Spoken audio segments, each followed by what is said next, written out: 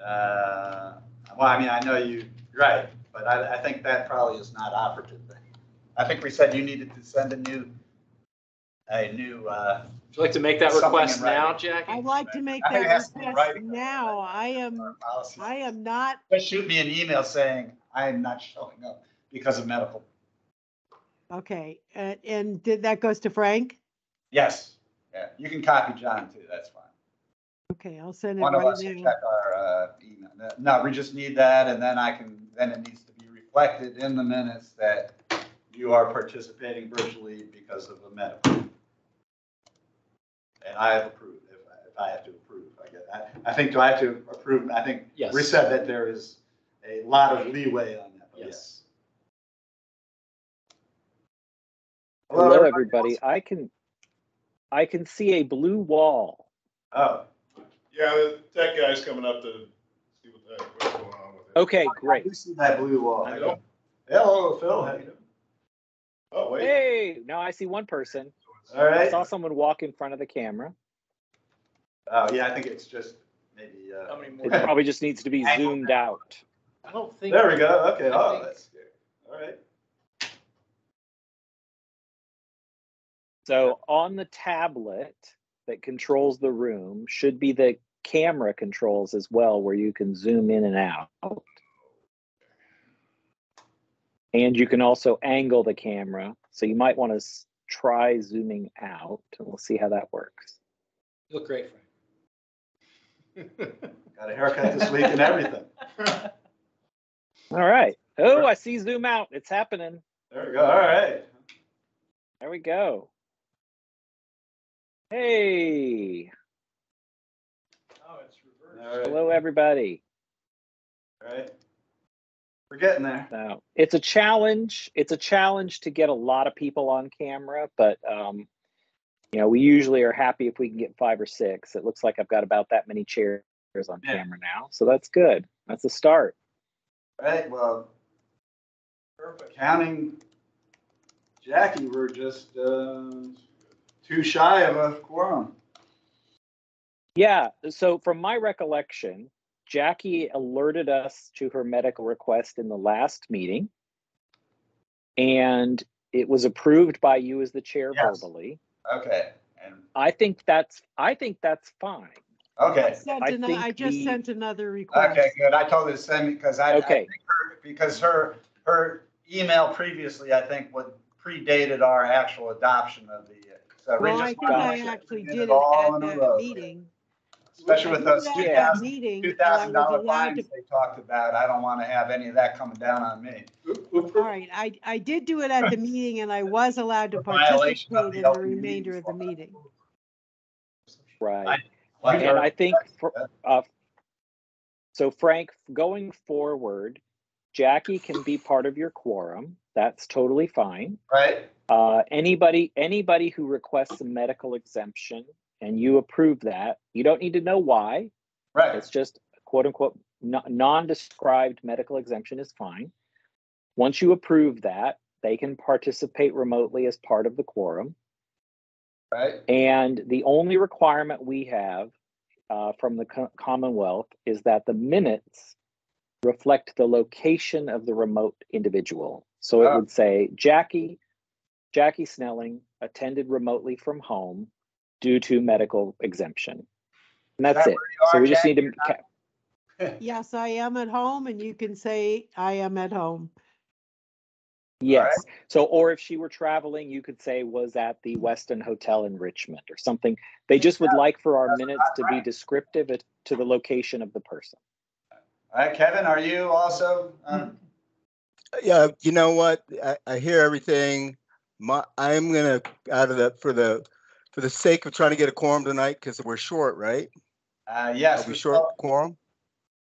So if that's okay, I'd like to request one. My medical reason is, you don't need to know, so we're gonna go with that. Nope. And I'm gonna send you an email right now, Frank. And right. are we gonna?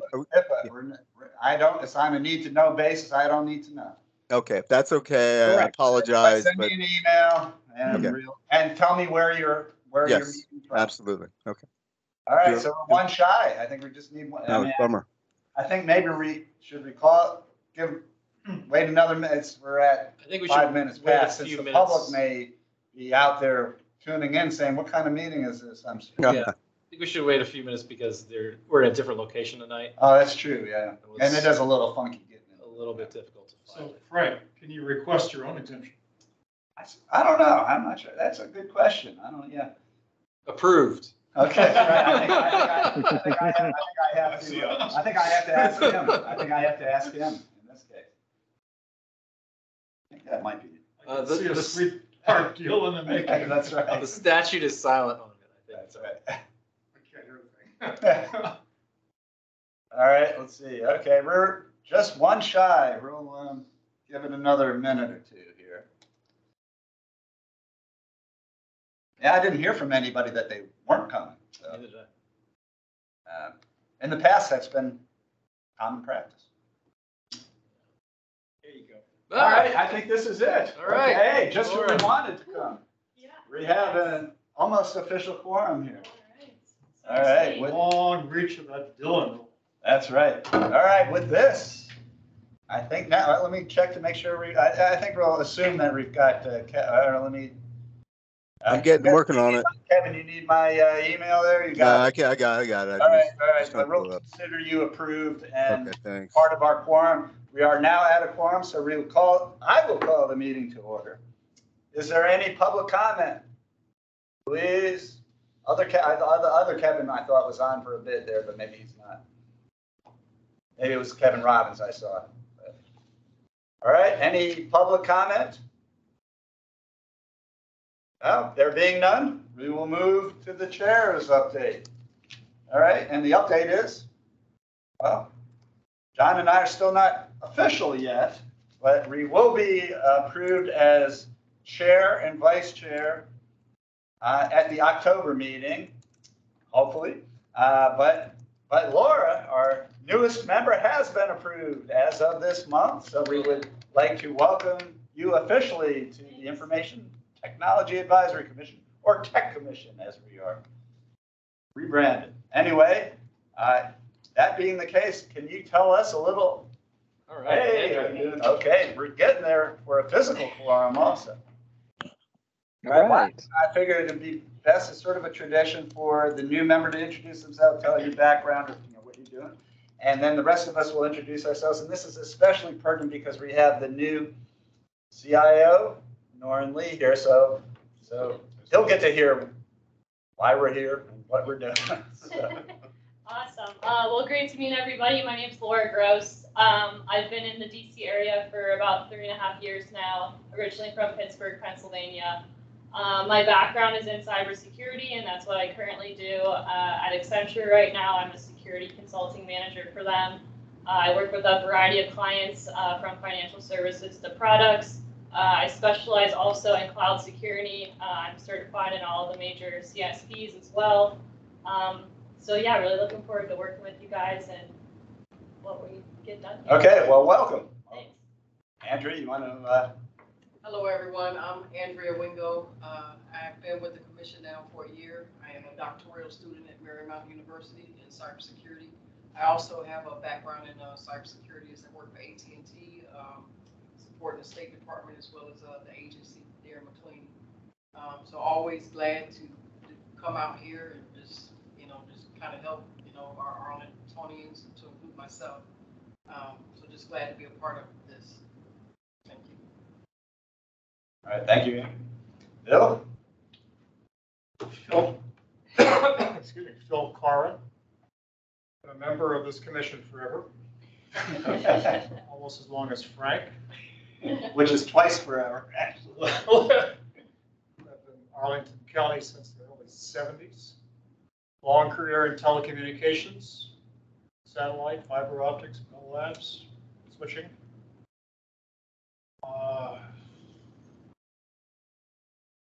Currently certified financial planner, and interested in all things financial as well as technical. And I guess that's about it. All right. I'm Frank Jazza. I'm the, acting chair or interim chair, however you want to qualify it. Previously, I was the vice chair. And before before that, I was the chair.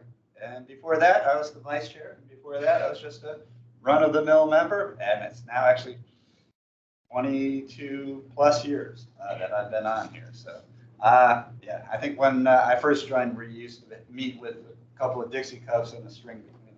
So we've had a little bit of advancement since then. Anyhow, I was a telecommunications attorney for 35 years with the Roslyn-based firm of Fletcher, Heald and Hildreth. I was the co-managing member of the firm for over 20 years.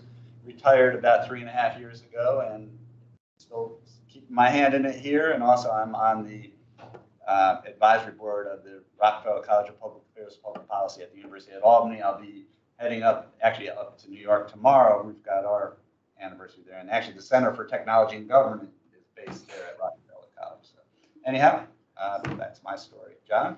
John Burke, lifelong Arlingtonian, hopefully rising vice chair. I've been a member of the commission since 2019. And my professional background is in enterprise systems acquisitions, strategic IT planning, and product management, so mostly software. I'm Michael Cornfield. I've lived in Arlington since 1994. Professor of political management at George Washington University. And my specialty is politics and media and civic engagement. All right, Jackie?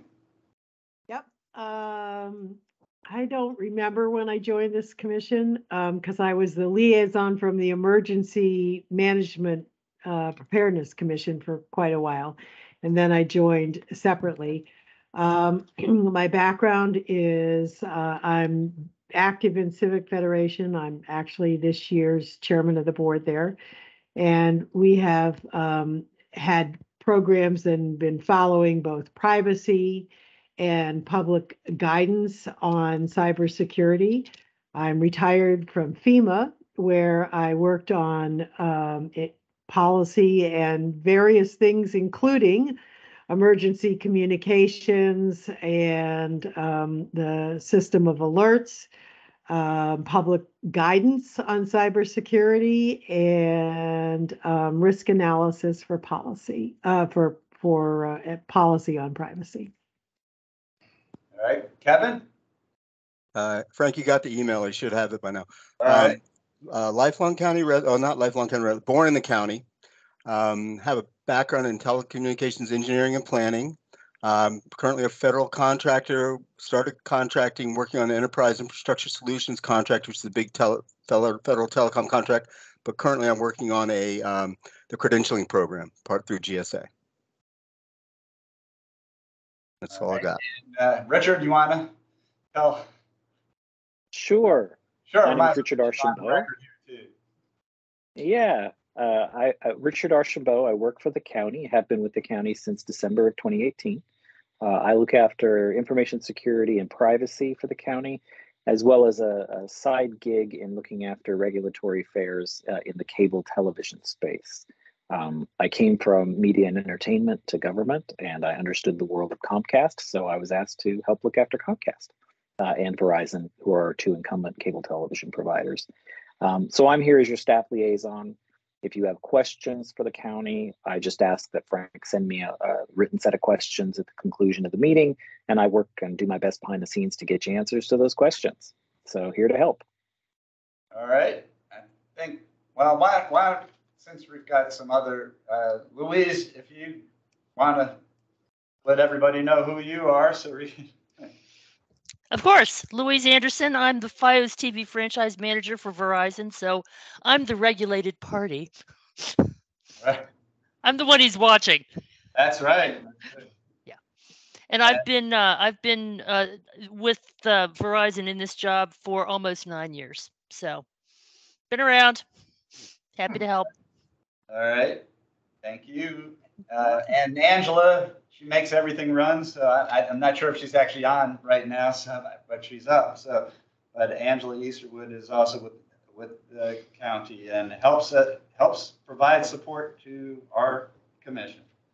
I've got a couple other quick administrative items. We do have one vacancy, so we're at 12 right now, or we're authorized for 13 commissioners total. As you're aware, Mike Carlton resigned. We did circulate his resignation letter. So if you know of anybody who might be interested in joining the Tech Commission, encourage them to apply through the county website, and we will, John and I would like to talk to them, see their interest, and then repass it on to our board liaison, Takis Karantonis. Okay, one final matter. As we've discussed over the last several months, the county is right in the process of doing its franchise renewals for both Comcast and Verizon, and that's cable only. And anyhow, we've not yet received an official green light, but it's possible that our October 26th meeting may be used for a public hearing on the franchise renewals for both. I think Comcast is upcoming in December of 2022 and Verizon June of 2023. But as things stand now, hello, Gary, welcome. As things stand now, we would, unless there's a reason we shouldn't, we would do a combined public hearing on both franchise renewals. So it's important to recognize that our only jurisdiction is really with respect to the cable service itself, not the packaging of services, not the rates, not internet services or telephone. So it's a very narrow scope. County does have limited authority regarding use of the rights of way and customer service for video services. So anyway, so that's, but anyhow, but that was, our traditional role is providing that opportunity for public input on the franchise renewals. And we did start out as the cable commission. So we are morphed as technology is morphed. So anyhow, we do have one new member here. So Gary, we've introduced Laura, who is our newest member. I think you met her at last month's meeting, but we then went around and introduced ourselves and provided our background. So you're up now. You want me to do a quick intro once he's done? Sure, I'll do that. Yeah, as soon as he's done. Yes, yeah, I think. Or I should do the intro to you, but I don't think that you can do it. Who wants to go? No, go ahead, Gary. Hi, everyone. I'm Gary Thayer. I've been with the commission now for, I think, about a year. I think so. Right, more or less. Prior to that, federal government career employee, Federal Communications Commission as an attorney, also patent and trademark office, intellectual property. And prior to that, I've done some nonprofit work as well. That's pretty much it. All right, thank you, Gary. All right, well, okay. Our next item on the agenda is. Just short and sweet. Normally, been with the county for about 6 months now. 4 months in previous role as the deputy director, and now 2 months as the director of CIO. Before that, I was with NCIS, Naval Criminal Investigative Service, for 6.5 years. Various roles: law enforcement, cybersecurity. My final role there was the deputy CIO and the chief data officer. I was the first chief data officer for the agency. Prior to that, I had worked in various jobs in contracting, federal government. Had a previous stint I had worked with General Electric aviation business as a chief security architect. I have a very strong cybersecurity background. For those of you with cybersecurity. Prior to that, I was a 20-year Marine, so retired from the Marine Corps back in 2006. All right, there you go. Keep them apart. All right, well, we look forward to working with you. I don't know if anybody has any quick questions for you, but we look forward to working with you over the coming months. Absolutely. Yes, just one quick one. What's the size of your staff right now, roughly? About 98, I believe.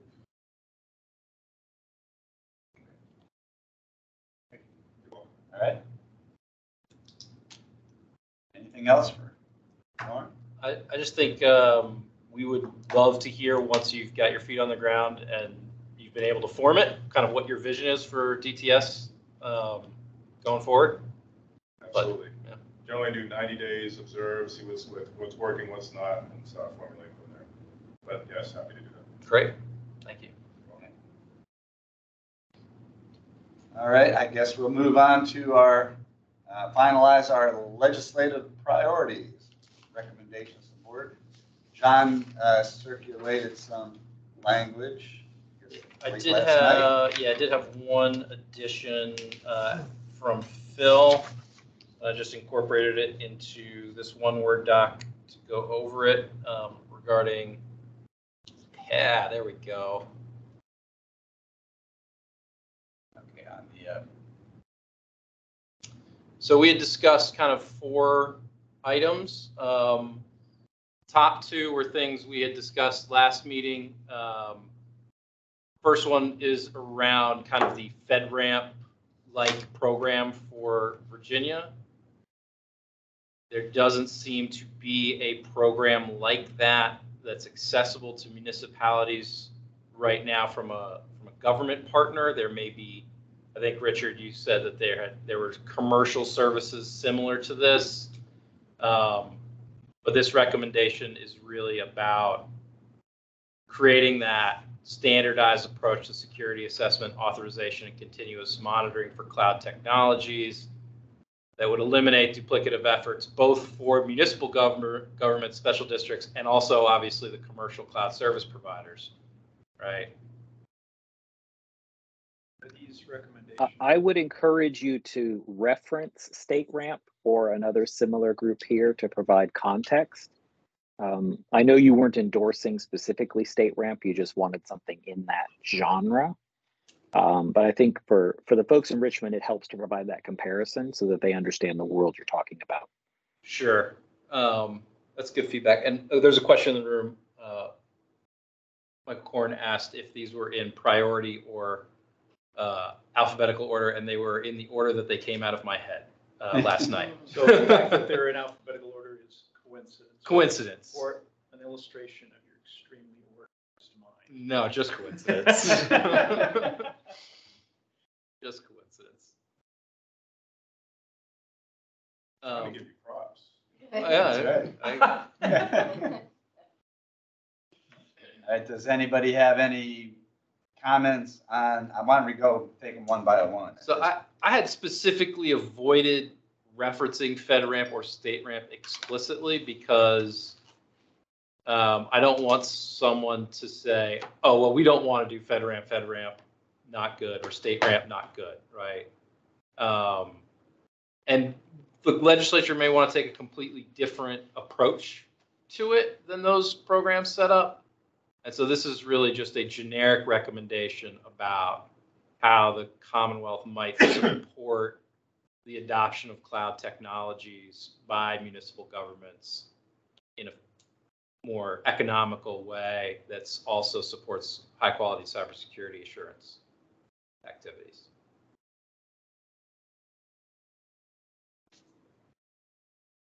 So as our new cloud security expert, Laura, how do you feel about this?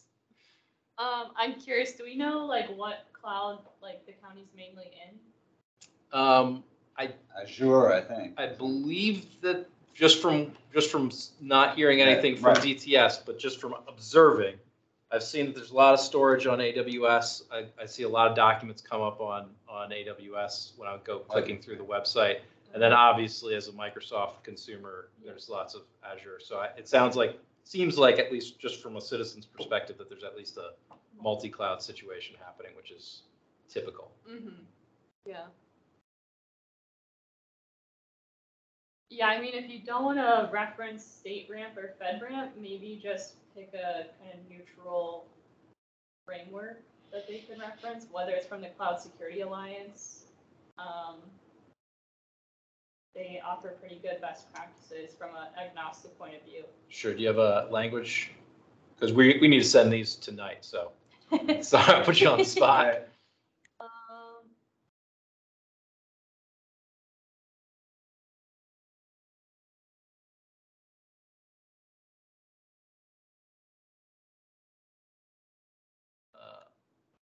Security authorizations, for example. Yeah. For example, Security alliance best practices or something along those lines. yeah.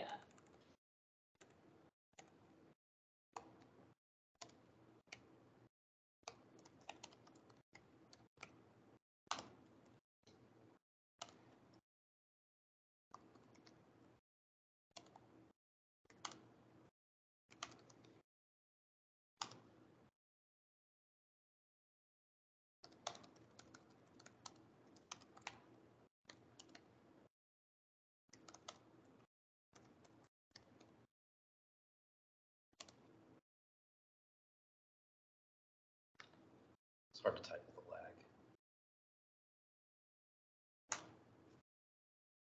Cybersecurity is one word. Should probably be capitalized.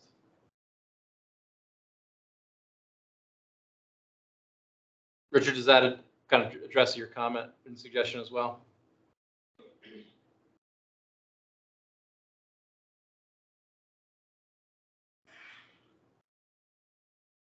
You're muted. He's Richard. muted. Darn it. So yes, that does help. I just, from my experience when talking to folks in Richmond, there's always a lot of what's something I can compare this to. And so that helps. That provides two comparisons that we can have conversations about. And I think that that's good. Thank you. Any other comments, suggestions? All right, I'll entertain a motion to adoption of cloud service as a recommendation. Anybody? I'll move. Okay, second. Second. All in favor? Aye. Any against? Or abstentions? Oh, looks like it carries. Great. On to number 2. And my mic wasn't on. That was a yes. Okay, Thanks, thank you. Jackie. So for advanced technology, kind of coming out of the Clarendon Innovation Zone project and the exposure that we got to the Commonwealth Cyber Initiative, as well as the briefing that we received from the innovation, I forget the exact name of it, the innovation zone, the test bed that's happening out in Stafford that's being supported by the Innovation Partnership Authority, which is a Virginia authorized authority, as well as the soon to be opened and expanding Virginia Tech Innovation Campus and the George Mason University Institute for Digital Innovation. This was just mostly to express support for continued funding and support for those initiatives and initiatives like those as good things that the Commonwealth should keep doing, because we benefited a lot from those expertise and will benefit a lot from the available expertise of these publicly stimulated initiatives.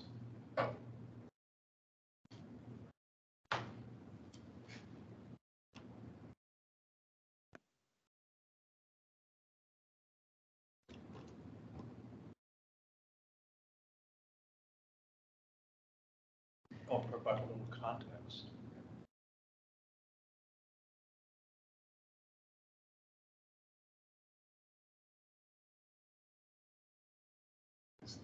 I guess the Center for Innovative Technology, have they changed the name on that, CIT?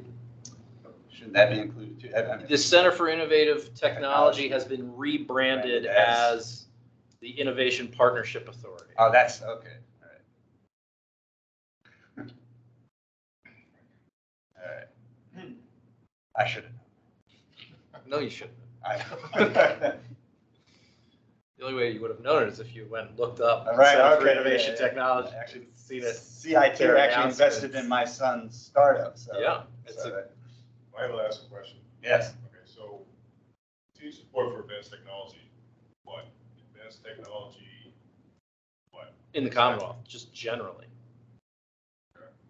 I mean, these are all investments that the state legislature's making in terms of funding, authority, prioritization, and staff resources that advance technology, generally speaking, in the Commonwealth. Advanced Do these technology tend to be- adoption, investment?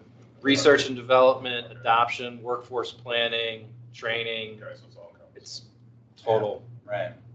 Do these tend to be annual appropriations or are they multi-year? I think it depends on the situation, but we hadn't put this in our legislative priorities as a county previously.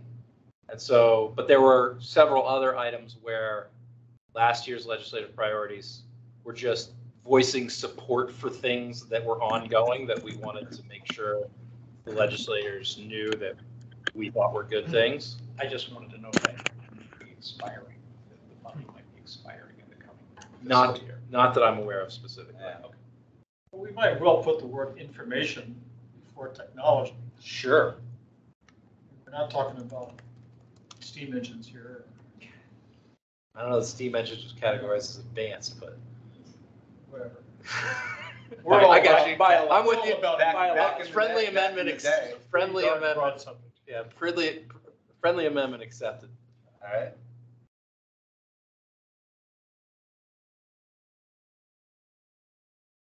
Should probably be capitalized.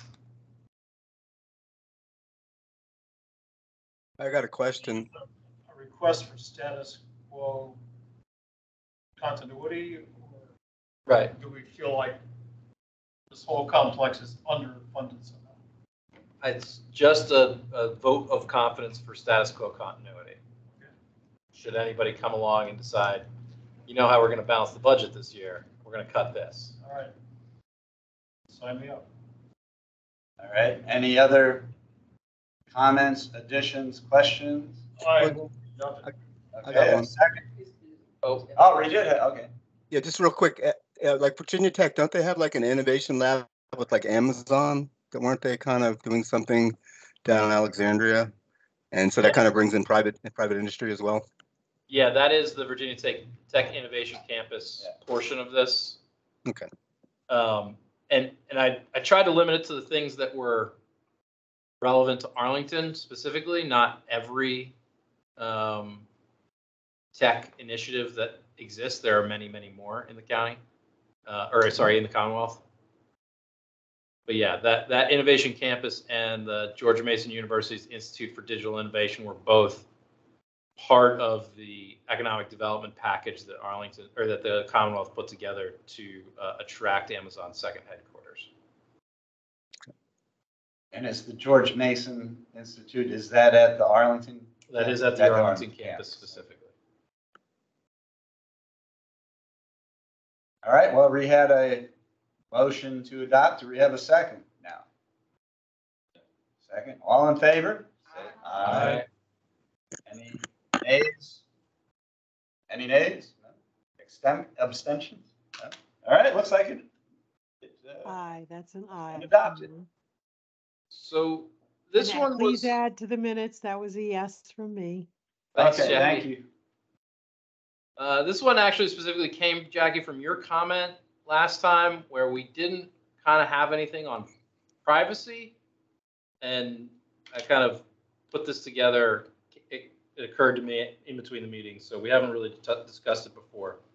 But the Consumer Data Protection Act that Virginia adopted a year or so ago, really kind of leading the country right behind California in terms of protecting consumer data. One of the requirements on the collectors is that they provide information about where consumers can exercise their rights and how consumers can exercise their rights. However, as an individual consumer, we are all required to go look at every single potential person or entity doing business, find that information, and then exercise our rights on a service provider by service provider basis. And so this is really to make those rights more easy for consumers to exercise by having the Commonwealth publish, collect and publish a list of entities that are covered by Consumer Data Protection Act and the internet address of the information that they're supposed to provide us, so that consumers can have a kind of a one-stop shop to go find out how they can exercise their rights. Somewhat similar, I guess, to do not call registry. It's heading towards that direction, but this is more just making the information more easily consumable and available, which I think is an incremental step, but a good one. Jackie, I see you got her hand up. Yes. Is it likely that they would have such a list? It seems to me that it's by definition that, that the entities that are covered are by definition, so they might not necessarily have a list if there's nothing that they're required to submit. They might not today. But if- And is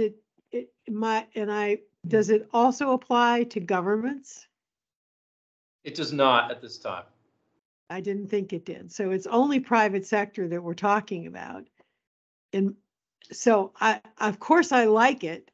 I'm just wondering if it's the kind of thing that they're able to implement, because, as with many laws, it describes that that who you are, that's subject to it. And then it's your responsibility to make sure that you follow it. And they don't necessarily know who all the places are that have to follow it. Yeah, I would imagine that it's possible that like the State Corporation Commission might have this information. It's likely that they don't. I would imagine that if the Commonwealth or if the legislature were to take this up, they would have to collect this information to be able to publish it. Because then it would be really adding a requirement that anyone who is subject to it register and provide this information. Yeah, I kind of left out the implementing details because I don't know enough about what data we have and what we don't and all that kind of stuff. Yeah, but am I right? That's kind of what we're asking. I think that would be a reasonable solution, yeah.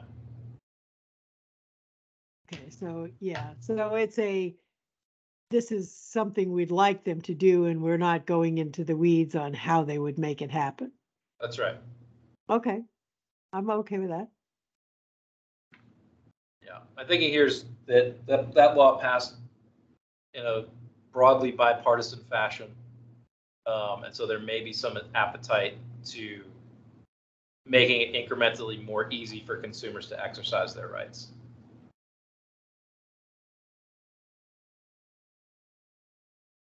You're on mute, Jackie. Even if they were required to post this, which would be an easier thing for the state to do, is to add a requirement that the location be posted, prominently posted. That would help if anytime you went to an organization, it was, privacy had to be listed and the location had to be listed.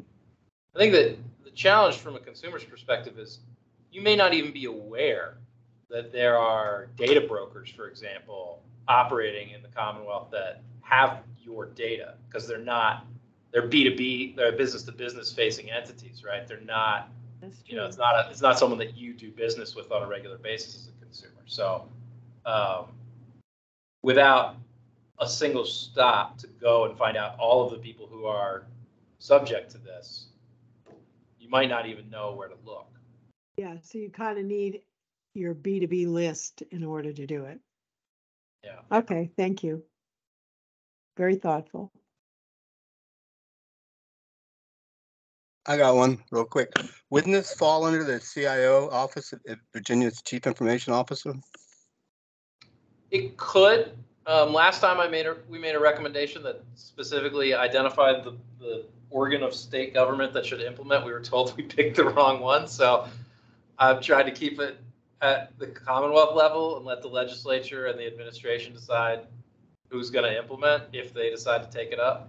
I would think it would probably be more likely the Secretary of Commerce or the State Corporation Commission or something like someone who's involved in the business landscape, because I think simplest solution to me would just be adding part of that information to the annual registration or filings that companies have to do.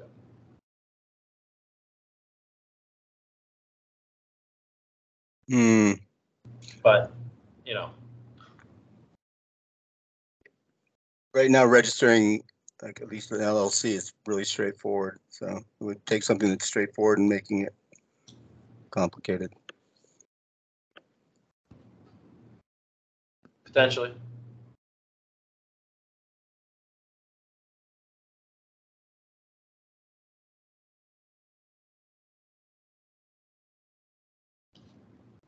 Federal legislation seems to have lost some momentum here. It's like they've got other fish to fry before a big data privacy bill gets moved at the federal level. But I think it'll still be an important item. But if there's a change in Congress, it may take a different tack. See, I think you're right, Kevin. This would be an incrementally increase in the regulatory burden on these companies.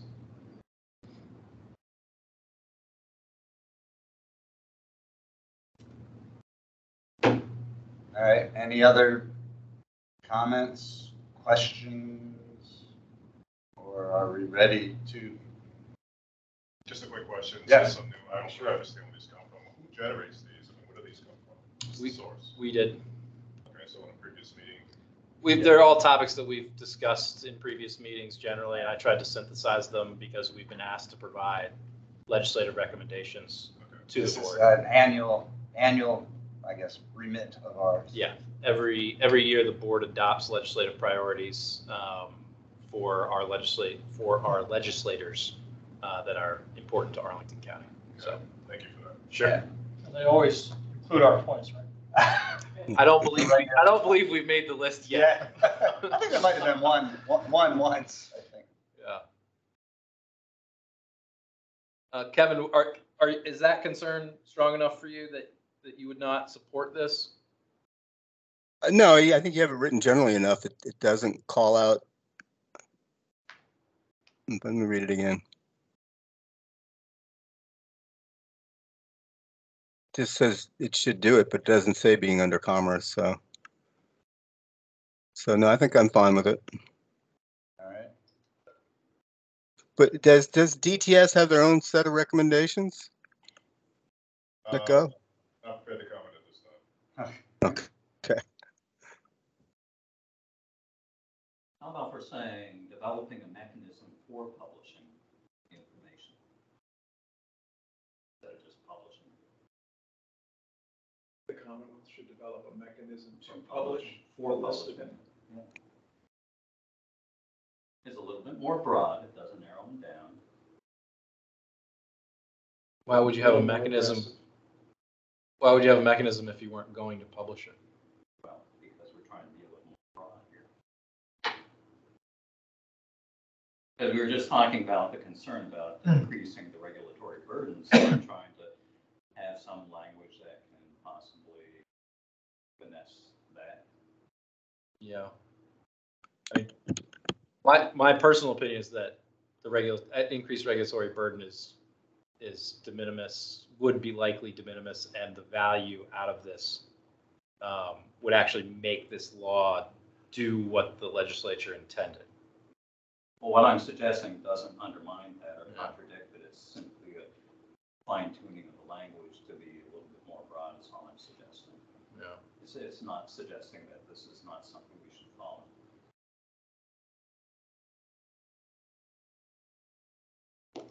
I just think Wouldn't it be easier to ask them to make clear any entities which are not covered? Or the loss category, right? I'm just concerned about the administrative burden of not only compiling this list, but maintaining it. Sure.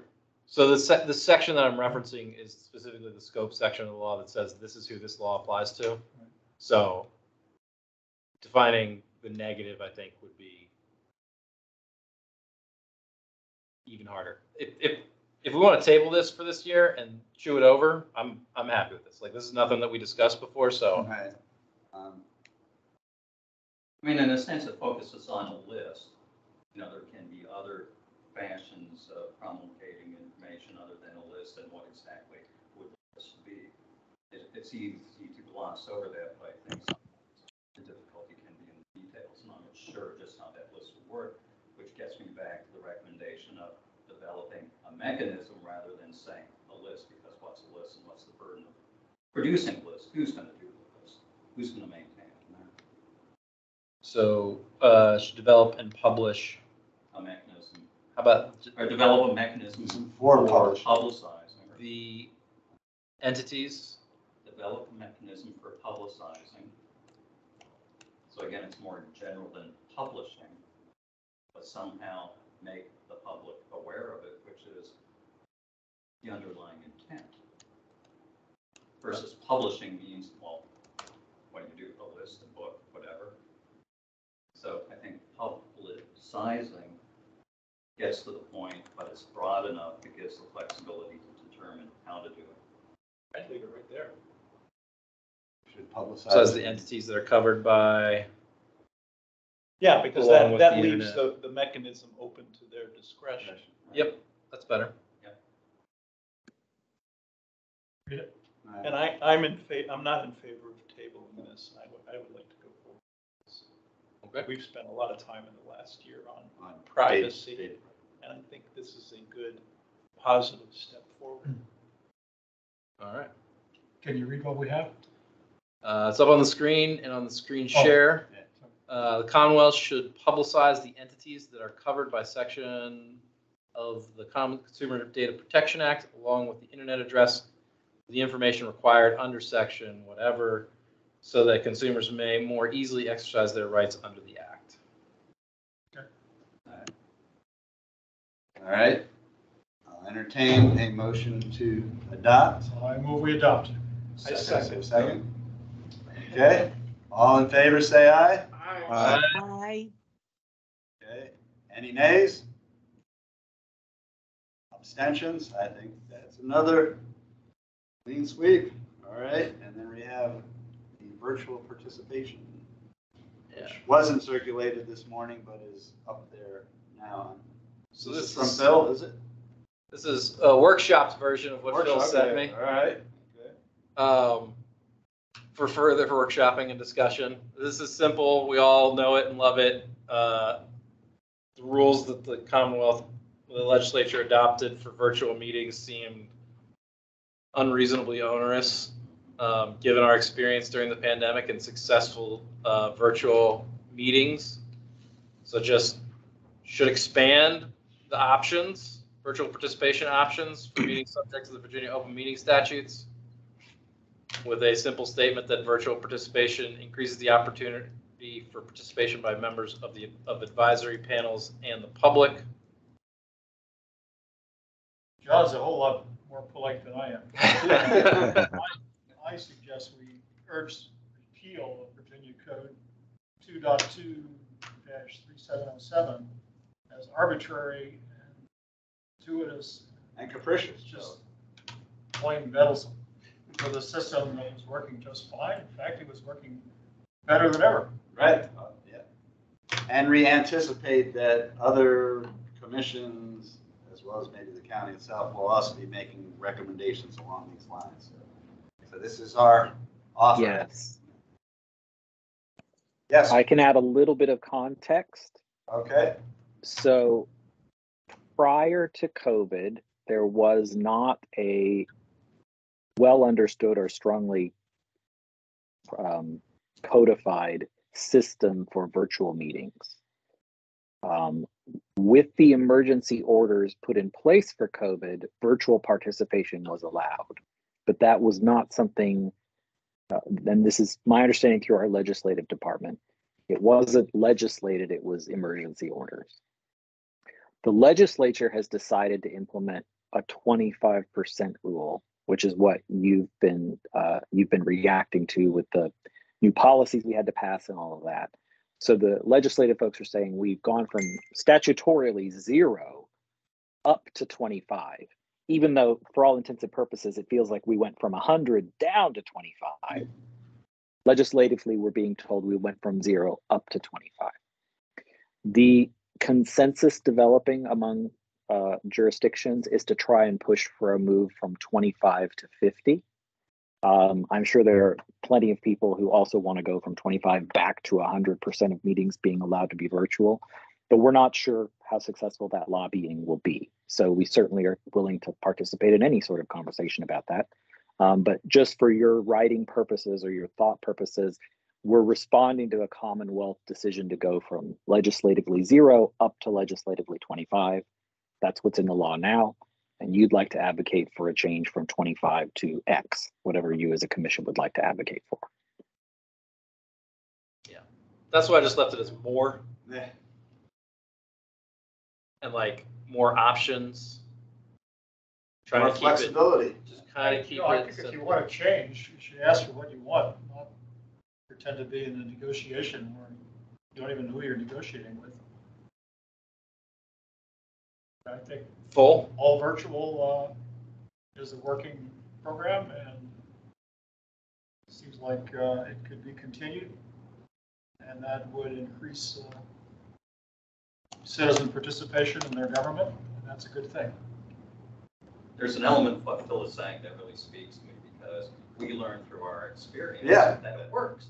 You know, so on the one hand, you can say previously we had 0 and we're going to 25%. Well, that's just in the abstract. It ignores the fact that we've experienced how successful it could be during COVID, and everyone that we can see that is on the ground and commissions like ours pretty much unanimously seems to say this works better for the commission, it improves the attendance, not only for the commissioners, but also for the public. So it's an all-around positive. So getting back to Bill's comments, why don't we make that point more clear in what our recommendation is? Because that is, in fact, you know, if we want to go around the table and take a poll, but I sense that's our position.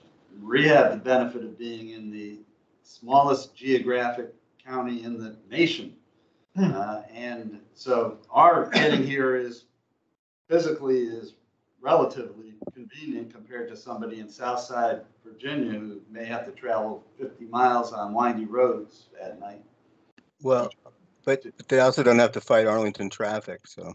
That's true. Could I at least read what? But they don't have the public transit. Go ahead, Phil. Yes. We urge repeal of Virginia Code XXX, which sets hard limits on virtual meetings of advisory commissions.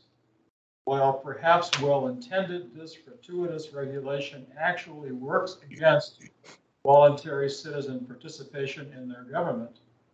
Attendance at ITAC meetings was never higher than during the COVID pandemic, when all sessions were held via video conference.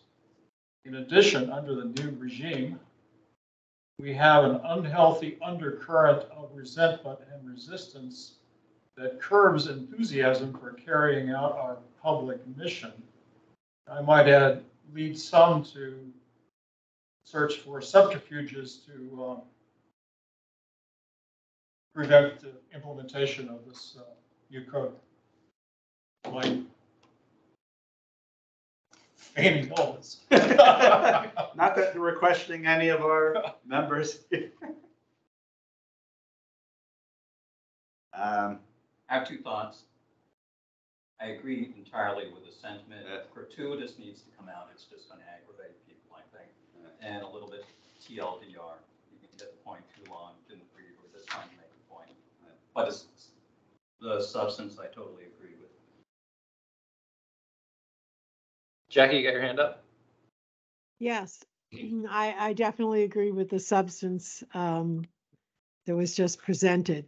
I do think one of the things about a general statement is that, and maybe I'm wrong about this, is that the relationship of the open meeting laws and how they apply to both elected boards that are making decisions for the public versus advisory groups that simply advise the boards, I think is an important distinction. So it may be that they need to decouple those so that the rules that apply, because I think that's one of the problems, is right now they're saying any of the rules that apply to the board applies to us. And I don't think I would want to have the board be able to have all virtual meetings. So I do think it's important to say that this should apply to commissions who are composed of volunteer residents, because that is what we're trying to do, is increase civic participation. We're not advocating that the board be able to meet only virtually. Suppose we added at the start of the second sentence, as we learned during the height of the epidemic. Sorry, that was a tongue twister. Virtual participation increases. So we're stating that we learned this, that it was empirically demonstrated. That's Yeah, fine. Mel, I use agree with case. that. That's good. I also think Jackie's During making the height of an the important point that there is a distinction. Yes. I think that can be made Those with, right. versus, we're not the board and we're actually And we're not- acting in a governmental fashion. We are advisory, the Citizens Advisory Commission, Right. which is not the same as sitting on the county board and doing what. Right, they do and in there are tasks. there are certain other boards below the county board that do have decision-making authority.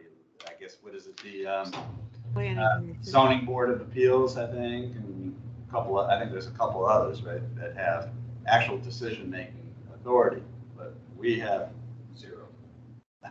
No, but I mean, in fact, we probably don't. They give us the courtesy of allowing us to make our advisory opinions noted to them, but it's not binding. So Correct. it's nice that they're doing it. But in fact, But there are certain, right, there are certain bodies that do have, and so there ought to be. I just think that the way the law is right now, one of the things, and this is just a memory, and so obviously someone who has expertise on what it is would be important, but my memory is that the argument that we were hearing from our board members was that whatever applied to them also applied to us.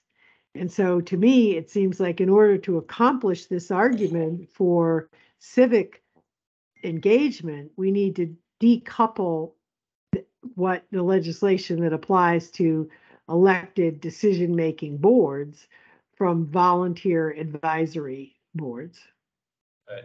Or So Doesn't that new language address that? yeah, I made some concern? adjustments, Jackie. All right, You want to consider adding something to the fact that says that doesn't have decision authority, because you said there are some boards with decision authority, maybe they may want them to come in, again, on news, I don't know, just throw it out there. I think it starts to get really. Yeah, that, I think unelected advisory.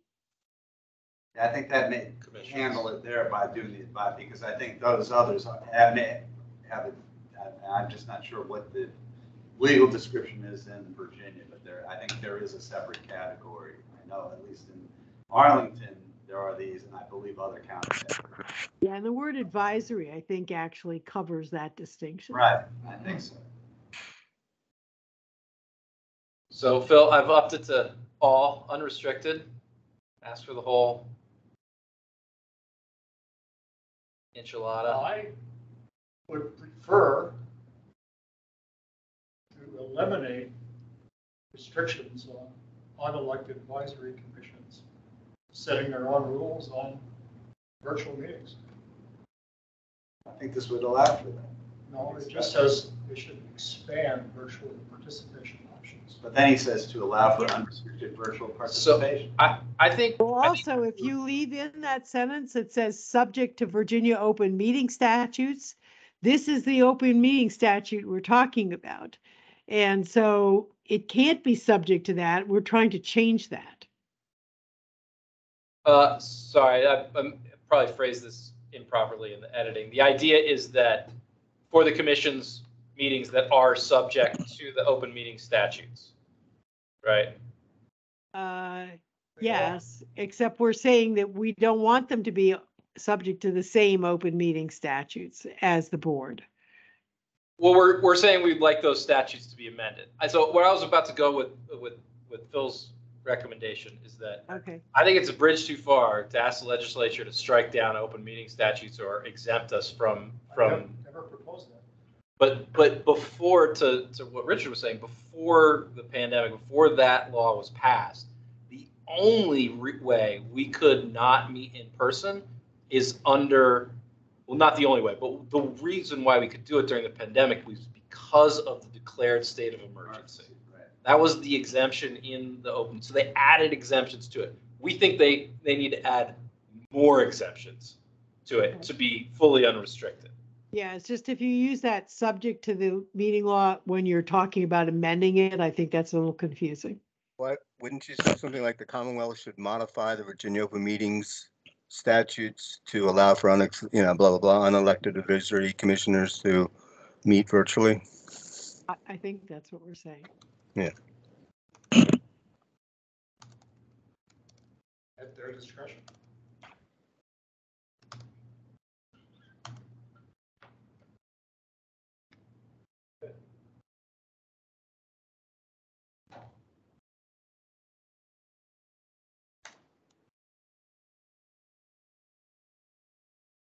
I think that's good. That's good. All right. Do we want a full reading, or is everybody good reading it now? I'm good. All right. Any other proposed revisions to the language, or are we ready to move to adopt? I so move. Okay. Second? Second. All right. All in favor, say aye. Aye. Aye. Any nays? Abstentions? Okay, carries. That must be satisfying. All right, we got 4. All with, that's pretty good, all right. let's Under see. an hour. Not That's bad. right, not bad. I assume we have no other proposed, because I think 4 is about our maybe unofficial limit anyway, so I think probably ought to call it anyway. That brings us to. Declare victory. That's right. That brings us to legislative update, me. How about that? Okay, what do I have? Oh, the University of Pennsylvania's Law School released a study earlier this year analyzing long-term financial viability of municipal fiber networks. Over the longer term, only 2 of 15 projects studied generated sufficient cash flow to cover initial debt ahead of maturity deadlines. With overbuilds, municipal systems are not likely to gain subscribers very quickly after launch because incumbent providers tend to lower prices in response to a new market entrant. Right. Yes. Could you send that around, please? I actually, well, I think can you probably just sent find it it to me. again. Huh? Yeah, I think I sent it. Okay, yeah, I'll send a link to it anyhow. That's what I mean. That's what I mean. Okay, I'll make myself. But yes, there is I think very relevant to our ongoing municipal. Well, this pertains to our broadband authority Yes. initiative. Yes, it does.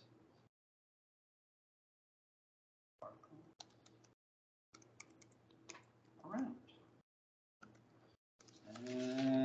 Or at least the article on it. The FCC, the Federal Communications Commission, with state and local government agency held local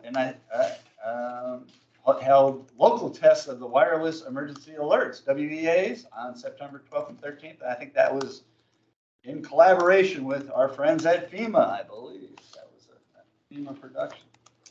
And the reports I read said seems to be working better than it has in the past. But I think it's getting there.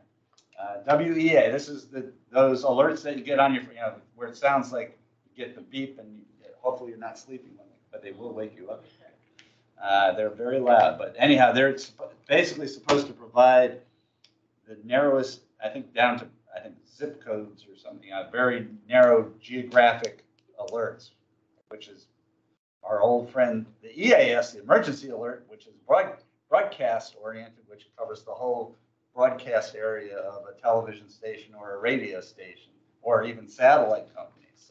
So if you mute your phone while you're sleeping, you're out of luck. You want to be woken up by these. They're actually, So you're telling me no when they longer to activate mute them. my phone at night? No, it'll wake you up anyway. Yeah. It'll override your mute. Oh, it they're will. actually trying to do That's my much. question. Yeah, if you have it on, I think it will. Yeah, and in fact, there are some new technologies. I think television that would actually turn your TV on to give the alert if it's off.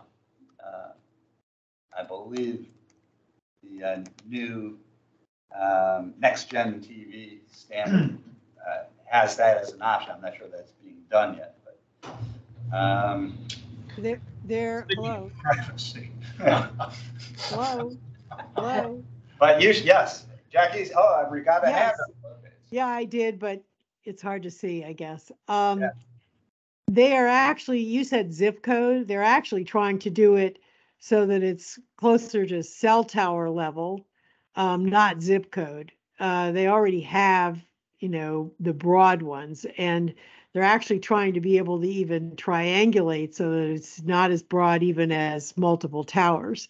And I'm not sure exactly where they are on that, but they have been working on that, and that is their intent, to be able to have it be at the cell tower level or even narrower than that.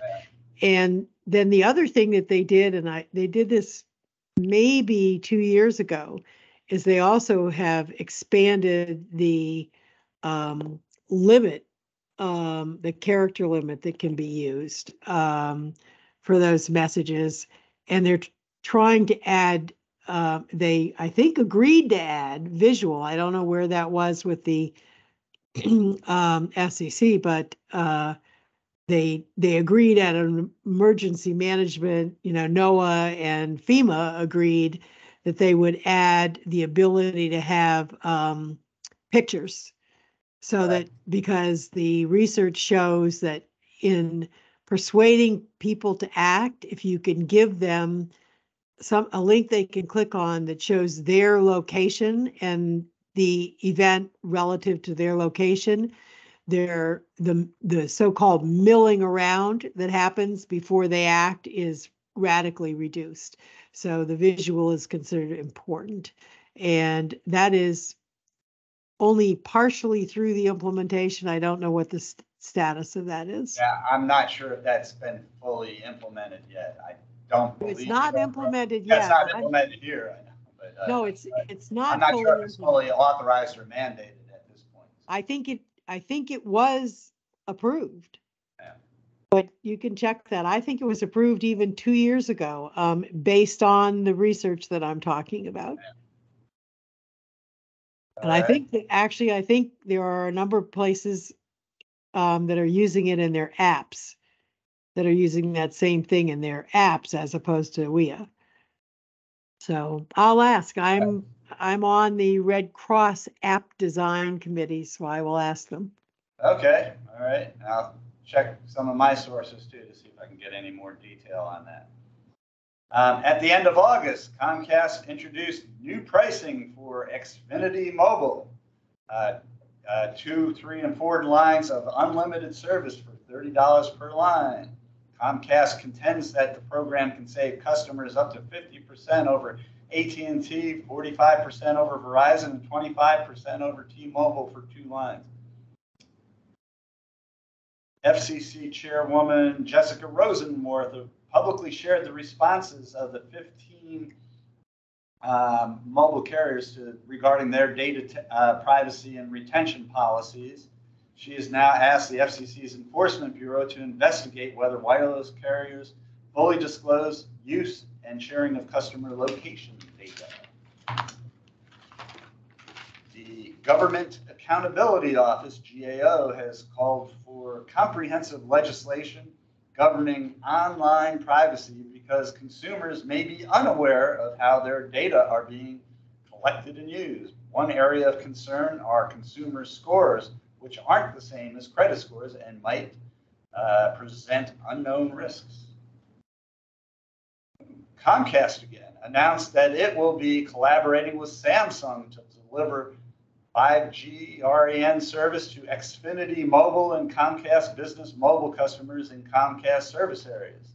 This will include a newly developed 5G CBRS strand small cell that can be deployed on Comcast aerial cable lines. That is the strand which will enable cable operators like Comcast to more easily and cost-effectively provide 5G cellular service, leveraging existing infrastructure without having to build or acquire additional cell sites. Comcast will use mid-band CBRS and low-band 600 megahertz spectrum to supplement its existing Wi-Fi and MVNO service. Let's see. All right, that concludes this month's legislative update. We have the June 2022 minutes were circulated. We have not yet received the August 2022 minutes, so those will be circulated and reviewed when they are completed. But did we have any comments on the June 2022 meeting minutes?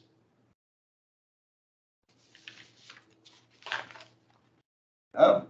I will entertain a motion to adopt those minutes. I move we adopt the minutes. I second. All right, all in favor? Aye. Any nays or abstentions? Okay. DTS update, Richard? Yes, I have a question right now for you about minutes, actually, first. All right. So I'll start with that. I wanted to ask if you would consider putting on the agenda the election of a secretary for the group. The boards and commissions that we support around the county, largely, to my knowledge, you're the only one who doesn't have that position and doesn't manage their own minutes. So given staff constraints, we'd like for you to have a secretary who is responsible for the minutes, and then I can coordinate getting those minutes posted and such on the public website. So for consideration, would like to see that on the agenda. Otherwise, DTS updates. Norin was my agenda item today. I did answer some questions for you via writing. If you want to talk about some of those questions, I'm happy to do that as well. But I don't have any specific topics to cover tonight. Okay, well, why don't you touch on those answers real quickly if you've got it available, or I can pull it up. Sure. I think there's only about two or three quick ones.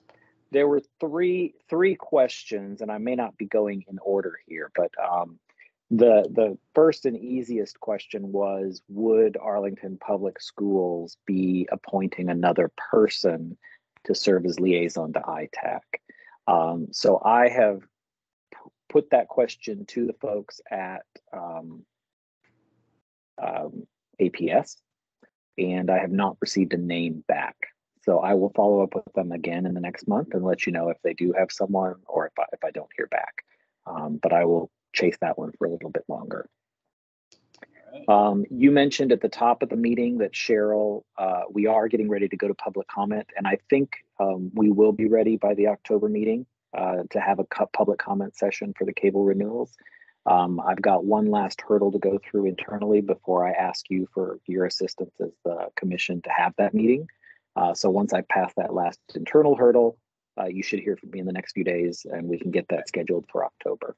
All right, and the one concern, public notice, I recall that there was a specific amount of notice which may be greater than our typical meeting notice. Right, and that's what I'm nailing down is what is the notice requirement. And then lastly, there was a question about CBRS and the pilot we did. And the message I got to relay back is that due to local complexities with both commercial and defense wireless technologies that are operating in the Arlington area, we were unable to successfully deploy CBRS beyond our initial population of test users. It just did not prove to be a viable technology given our geography. All right.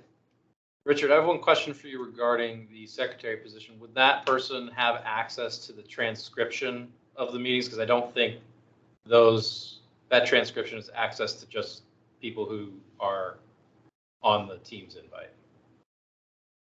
Yeah, I don't know. I haven't tried that before, but I'm also happy to copy and paste and send it to someone. I think that might make the job a lot easier. Make more people willing to. Sure, I understand. Yeah. Yep.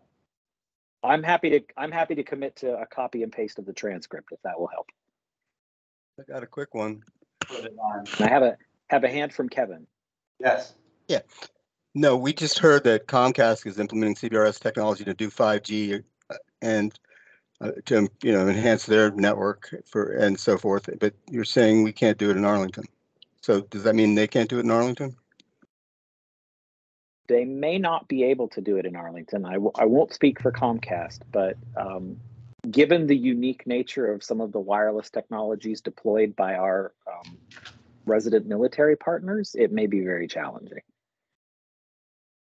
I guess it is important on CBRS that there are basically certain levels of priority. There are parts of the band are open to the public, basically, and then there are parts that are basically have exclusive right or more exclusive rights that were purchased at auction. So it's possible that Comcast had, as we're aware that JBG Smith did down for Arlington as far as its project with AT&T, the pilot, the smart city pilot platform. They had purchased at several $1 million worth of spectrum in the CBRS band for that.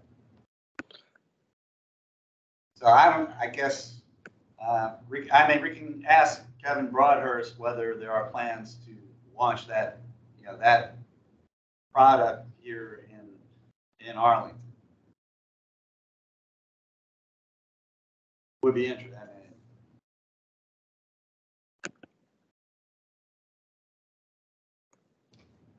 All right, I guess one other item that I guess is somewhat relevant, request to get an update from Arlington Independent Media.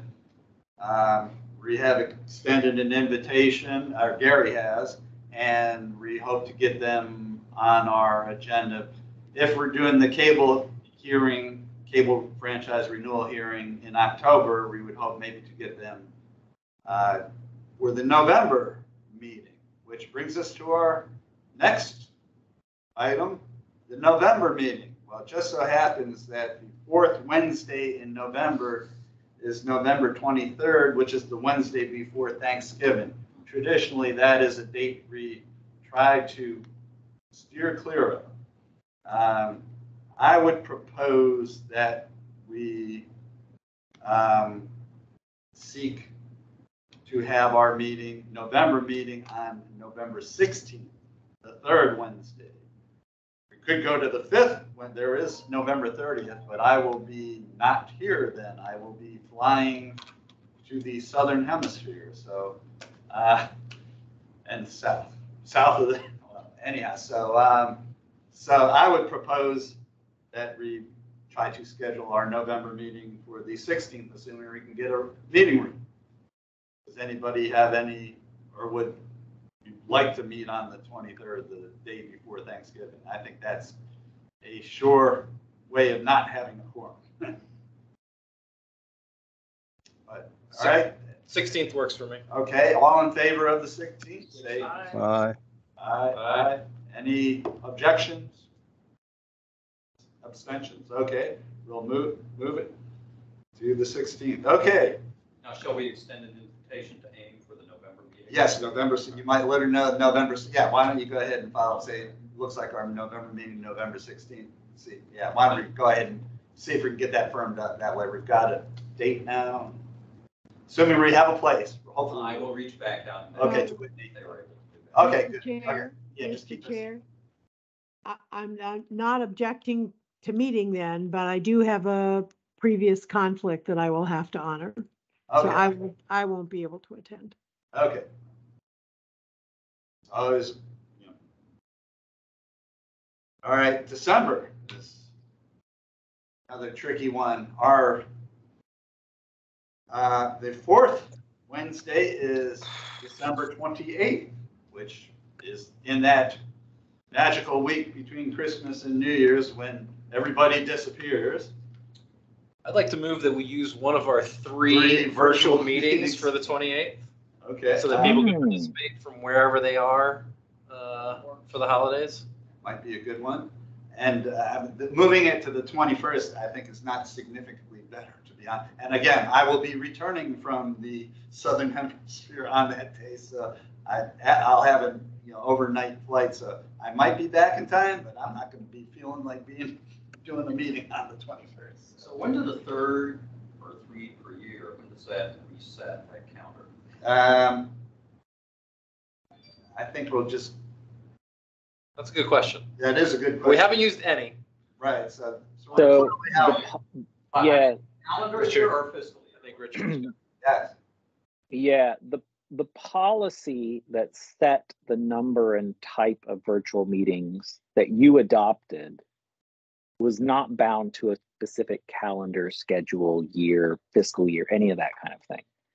So I would start your year from the date the policy was enacted, so our last meeting date. And from that date, 12 months into the future, you can have 3 all virtual meetings in that calendar year period, or in that 12-month period, I should say. And the Virginia law actually kicked in September 1, so so we can use calendar months, I think. Real start. That would probably simplify it for sure. Yeah, I think so. But yeah. yes, I would. Rather than going August. I would use that as your benchmark. Yeah. Okay, 26. All right. So I'm sorry, we're saying what now? What month? So From September. September through right, September. through August 31st. All right, got it. Okay. All right, so this would be our first one. So it would be all in favor of holding a virtual meeting on December 28th for our December meeting. Say aye. Aye. Aye. Any nays? Okay. All right. So moved. All right. Prior to adjournment, I ask if anybody has any other business here for us to discuss or to schedule for the future. I'll send this in writing, Richard, but I believe in October, the Department of Management and Finance provides its preliminary fiscal results and closeout recommendations to the board. So we'd want to know if there was any recommendations being made that would warrant ITAC or Tech Commission input. Is that request that we as a department are making for closeout? That would be any recommendations that the county manager is making to the board that the board would benefit from our policy advice. Okay. I have a question. Okay, we're privy to our department, so Sure. we can, potentially look and see if there's any in our departmental list that are going through that process for county manager recommendation. We don't see other departments, so there is a limitation in what I have access to. Sure, I'll send it along, and if you could make the request, okay. We'll do what we can. Okay. I had a question before Yes, we adjourn. Jackie. Maybe I just missed it completely, but I don't think we've had a report on the conclusion, maybe there hasn't been a conclusion, of the Clarendon Innovation Project. And I know it was extended. I don't know, since we no longer meet as a committee, I don't know how long it was extended or what the date is. And I don't believe we ever saw a final report. Whether we, were part of it or not, I thought there was going to be a report, but there was a question as to what the manager would do with the report when he got it. So anyway, I'd like to know, did a report go to the manager? Number one, if it did, could we get a copy of it? Number two, I'd like to know, is that project still going, or has it been extended, or is it concluded? And what are the criteria by which it's going to be either extended or concluded? Because we were regularly in communication, and we've been out of the loop now since the committee was closed. But the public definitely still needs to know what's happened to that. It's just kind of out there now. I don't know whether they're still tracking it or not. Did we get a report I'm not aware of? Yeah. If you can work with John to send those questions my way, I'll track down some answers. To the best of my knowledge, the pilot is continuing, so there hasn't been a conclusion. But I want to confirm that before I answer. Okay, John, you want to shoot something since you're familiar with. Keeps coming back. Secretary. And since there is no longer is an ITAC, it's really on this commission is the only one that's tracking it. And we did talk to our board liaison about that. He was going to seek a briefing, isn't that right, John? Yeah, I believe he indicated that he and member Dave Ferrante were asking for an update. Asking for a briefing from Staff on that. So that being the case, it would seem that that a final report had not made its way to the board yet at this point. So, but we'll go ahead and ask Richard to see what he can find out, I guess, right? Any other questions for Richard while I've got my email open? This is your chance. All right. Going. All right. Okay, you got it. All right. That's it. I will entertain a motion to adjourn. So moved. All right, second? Second. All in favor? Aye. Aye. All right.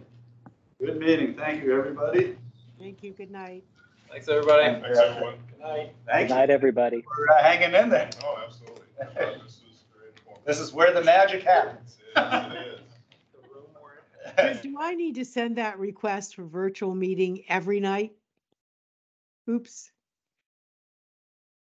Never mind.